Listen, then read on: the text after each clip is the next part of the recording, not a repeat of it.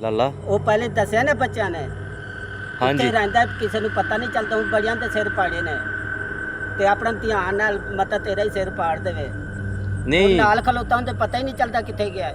ਮਸਲਾ ਕੀ ਹੈ ਲਾਲਾ ਉਹਨੂੰ? ਮਸਲਾ ਕੀ ਹੈ ਕਿਸੇ ਨੇ ਵੇਖਿਆ ਹੀ ਨਹੀਂ, ਜਿਹੜਾ ਵੇਖਦਾ ਉਹ ਗਾਇਬ ਹੋ ਜਾਂਦੇ। ਅੱਛਾ ਤੇ ਹੁਣ ਤੁਸੀਂ ਕਿੱਧਰ ਜਾਂਦੇ ਸੀ? ਲਾਈਟ ਲੈ ਕੇ ਕਿੱਧਰ ਜਾਂਦੇ? ਲਾਈਟ ਕੋਲੋਂ ਇਲਾਵਾ ਉਹ ਇੰਜ ਪਤਾ ਚੱਲਦੇ ਬੰਦੇ ਨੂੰ ਫੜ ਲਿਆ ਪਤਾ ਹੀ ਨਹੀਂ ਚੱਲਦਾ।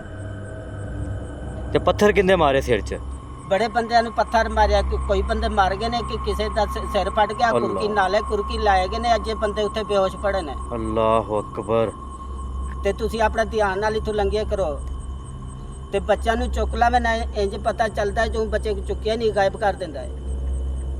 ਓਏ ਹੋਏ। ਤੇ ਲਾਲਾ ਤੈਨੂੰ ਕੋਈ ਡਰ ਨਹੀਂ ਹੈ?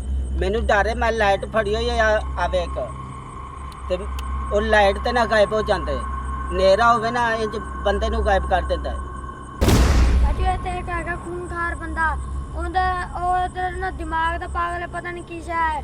ਅਸੀਂ ਇੱਧਰੋਂ ਗੁਜ਼ਰੀਏ ਤਾਂ ਸਾਨੂੰ ਪੈਂਦਾ, ਅਗਰ ਅਸੀਂ ਉਹਨੂੰ ਕੁਝ ਕਹਿ ਵੀ ਦਈਏ ਤਾਂ ਸਾਡੇ ਵੱਟੇ ਛੱਟੇ ਚੁੱਕਦਾ।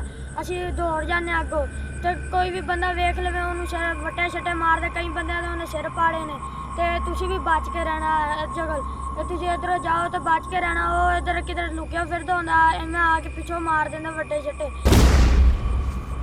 यार इन लोगों की हिम्मत है कि वो लोग यहाँ पे रहते भी हैं तो इसको उन्होंने एक्सेप्ट किया हुआ है कि 5 साल हो गए हैं कि यार ना इसको हॉस्पिटल में भेजा जा रहा है, ना कोई इसको किसी बाबा जी से चेक करवाया जा रहा है और ना ही इसको ना कोई मुतलका पुलिस स्टेशन दिया जा रहा है ताकि ये हमला करना बंद कर।